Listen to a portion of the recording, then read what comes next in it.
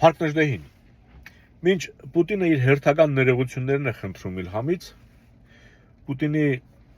ձախ թևը կամ ձախ կողմը, ձախակողմյան կողմը իր կարելի ասել քարոզարշավն է սկսել Հայաստանում։ Մտնում են համայնքներ, ծանոթանում են խնդիրների հետ եւ լուծումներ են առաջարկում։ Մտովի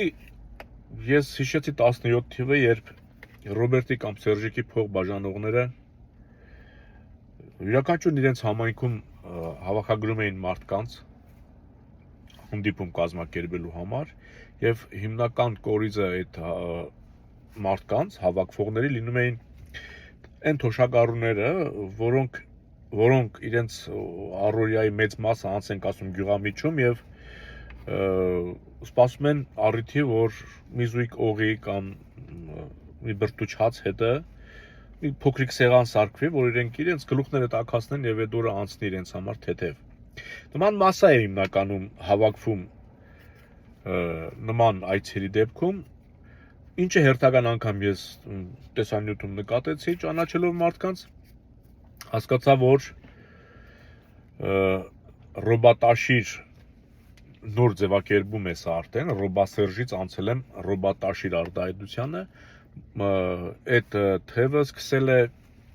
ինտենսիվ մարդկանց հետ շփվել։ Փառքասո նրանք շփվում են այն հատվածի հետ մարդկանց, ելի եմ ասում, ովքեր ուղղակի իրենց մնացել է իրենց առօրյան անցկացնելու համար իրենց հարկավոր է ընդամենը օղի եւ մի կտոր բրդուճ, որ օղուց հետո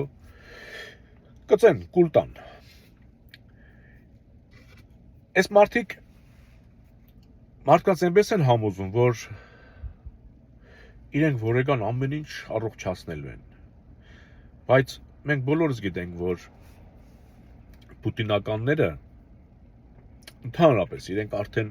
անգամ իրենք են հասկացել, որ իրենք անդերության են մատնված, որովհետև Պուտինի այդ խոնարհ կեցվածքը Ալիևի հետ հանդիպման ժամանակ, երբ որ 10 տարի առաջ տեսնեինք Ալիևը Պուտինի մոտ, ոնց որ գլխիվա շուռեկած էր, ոնց որ այդ Ալիևը Պուտինը լիներ, Պուտինը Ալիևը, ոնց որ հասկանում եք շատ հակառակ իրավիճակ էր եւ այդ Պուտինի սազանդարները, ովքեր մարդկանց ուզում են համոզել, որ իրենք կարող են Հայաստանում բան փոխել,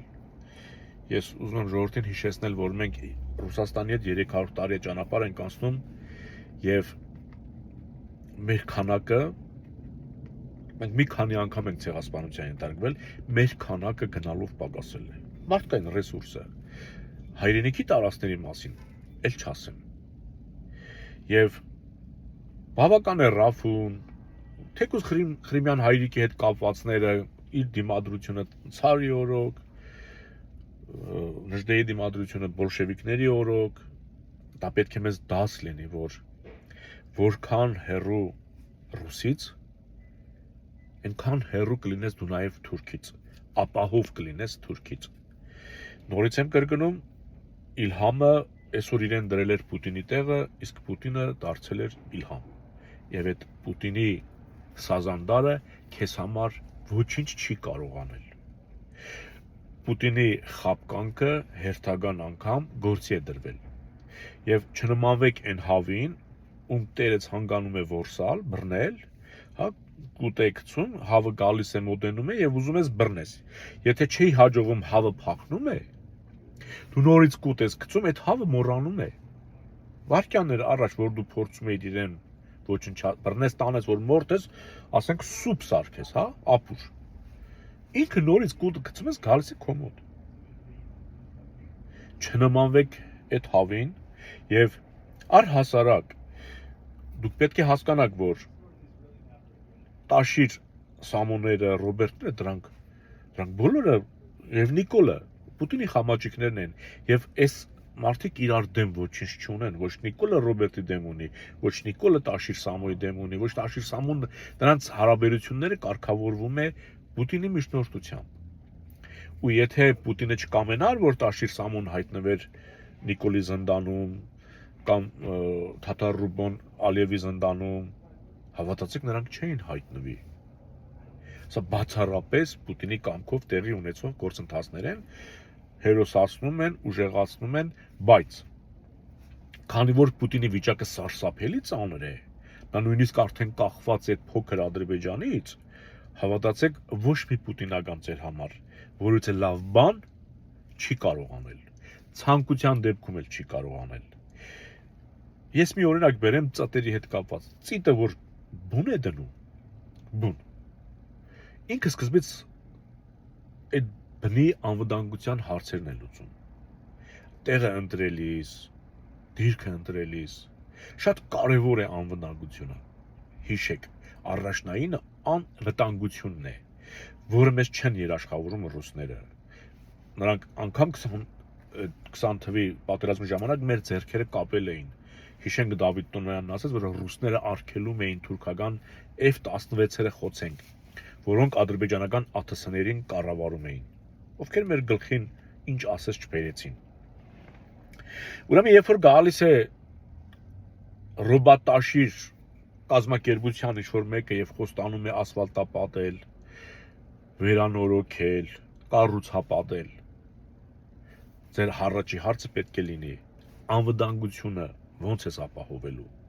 Եթե նրանք անգամ ոսկից, ասենք ոսկե պատերով ձեր համար մշակույթի տուն ստեղծեն, սարքեն, կառուցեն, կամ ճանապարհներն ասֆալտապատեն, բայց անվտանգություն չխոստանան, հավատացեք, դա Ալիևի համար շատ մեծ նվեր կլինի, որտեղ ինքը շատ արագ կարող է նվաճել եւ այդ ամեն ինչը սեփականացնել։ Ամենակարևորը անվտանգային համակարգն է, որը չի կարող խոստանալ որևէ պուտինական, որտեղ ռուսը դրա կարիքն ունի անգամ։ Ուրեմն հիշենք, եթե Նիկոլի օրոք որևիցե քաղաքական թիմ կամ գործիչ կհայտարարի, որ ինքը պատրաստվում է ընտրություններով ինչ-որ բան փոխել, սա ես կրկնում եմ ինքս ինձ։ Այսինքն ինքը նշանակում է վստահում է, որ Նիկոլը ժողովրդավար է, օրինապահ է, հասկանում եք, որ ինքը հնարավորություն է տալու, որ դու հաղթես այդ ընտրություններում, եթե կարողանաս։ Բայց հիշեք, 10 տարի առաջ էլ մարդիկ ձեր տուն ուղարկում էին փող բաժանողների, ուզեք թե չուզեք իրենք փողերը բաժանում էին։ Գիտեք, իրենք հիմար չէին։ Իրենք կարող էին կենտրոնական ընտրական հանձնաժողովի նախագահի միջոցով իրենց թիվը նկարել, որտեղ իրենց մարդն է։ Բայց իրենք փող էին բաժանում։ Հիմար չէին, որ անիմաստ անտեղի ծախսեր էին անում։ Գիտեք ինչու։ Փող բաժանելուց դուք հայտնվում եք իրենց ցուցակում։ Ու եթե հանկարծ ընտրություններից հետո ժողովրդային ցասում լիներ, բողոք լիներ, ցույց լիներ, ով փող է վերցրել, նա չէր կարող դուրս գալ փողոց։ Որքան էլ փողը վերցրած, բայց այլ մարդու ընտրած լիներ, ինքը գիտի, որ այդ մարդը իրեն հաշվառել է իր մոտ, որտեղ ինքը փող վերցրել է։ Եթե ինքը դուրս գար փողոց, կասեր չհասկացա, ես քեզ փող եմ տվել, դու իմ դեմ ես դուրս գալի։ Հասկանում եք, Հայաստանում այդ նորմը պահվում է։ Փողը վերցրել ես, թեկուզ չես ընտրել, դու ձևացնում ես, որ ընտրել ես, դու ձևացնում ես, որ կողմ ես անգամ, եւ փողոց դուրս չես գալի։ Այսինքն այդ համատարած փող բաժանելով իրենք ժողովրդային ցասումը կանխում էին, որտեղ մարդը եթե փող է վերցրել, չի կարող գնալ հրապարակում հակառակ process անի։ Փող վերցնողի դեմ, փող տվողի դեմ գործողություն անի։ Այդ փող բաժանելու իմաստը թե որն է։ Եվ չզարմանաք, եթե 26 թվին մենք հասնենք ընտրությունների, որը որ պետք է տեղի չունենա, պետք է Հայաստանում ավելի շուտ իշխանափոխություն տեղի ունենա, քան ընտրությունները։ Եթե մենք հասանք ընտրությունների, այդ երևույթները, հավատացեք, տեղի են ունենալու։ Որևիցե մեկը, անգամ Նիկոլը, մեզ անվտանգային որևիցե երաշխիք չի խոստանում, որովհետև մեր պետության անգամ սահմանադրությունը պետք է թշնամին կառուցի, մեր անվտանգային համակարգը թշնամու սրտով պետք է լինի, մեր մշակույթը, մեր կրթությունը, մեր պատմությունն անգամ թշնամու սրտով պետք է լինի։ Նիկոլը դրան է գնում, հասկանում եք, իսկ Նիկոլը դա Պուտինի հանձնարարությամբ է անում, զիջում է Ալիևին, որովհետև Պուտինը խոնարհվում է Ալիևների առաջ եւ կարգադրում է Նիկոլներին, Ռոբերտներին, Տաշիր Սամոներին, Սերժիկներին, Լևոններին զիջել Ալիևին։ Հիշեք, կարևորը անվտանգային խնդիրներն են, ոչ թե ասֆալտ, ոչ թե ելակ, հիշում եք բանակին մինչև 20 թիվը ելակ, խորոված, ձկնեղեն, որ երբեք չէր եղել։ ոնց փագեցին ժողովրդի աչքերը, ասֆալտապատեցին եւ եկավ պատերազմը, բանից պարզվեց, որ մենք անվտանգային համակարգին ուշադրություն չենք դարձրել, այդ փողը դարձրել էինք ելակ։ Այսօր մեր արտաքին պարտքը 18 թվականից սկսած կրկնապատկվել է եւ մենք ծախս չենք անում Արցախի վրա, բանակի վրա ու մեր պարտքը մեծանում է։ Հասկանում եք սա ինչ է նշանակում։ Սա նշանակում է, որ mēs տանում ենք կոլապսի։ Այդ փողը ծախսելու տեղ էլ չկա, բայց իրենք վերցնում են եւ յուրացնում են։ Հասկանում եք ԿՊԱ-գաններն ինչ են անում։ Եվ ասեմ մենակ չեն անում։ Մենակ չեն անում, որովհետեւ նախկինները մեծամասամբ բոլորը դրսում են։ Բոլորը եւ յուրաքանչյուրը իր բիզնեսը պինդ ամուր բռնած զարգացնում է։ Նիկոլի օրոք։ Սթափվեք։ Մեզ ոչ ռուսն է պետք, ոչ թուրքը։ Եթե ինչ-որ մեկն էլ կասի Թուրքիան դա հենց արևմուտք է, եթե Թուրքիան արևմուտք լիներ, Եվրամիության անդամ կլիներ։ Եթե Թուրքիան արևմուտք լիներ, Ֆրանսիայի թշնամին չէր լինի։ Եթե Թուրքիան արևմուտք լիներ Չինաստանի հետ, նոր հարաբերություններ չէր ձևավորի, Թուրանի ճամփա չէր սարքի Նիկոլի հետ։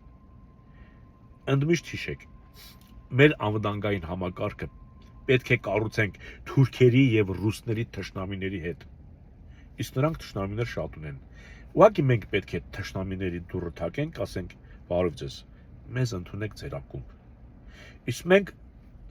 Ադրբեջանի հետ, Թուրքիայի հետ, Ռուսաստանի հետ գնում ենք Շանհայ։ Մեր թշնամիների հետ գնում ենք նույն կազմակերպության մեջ,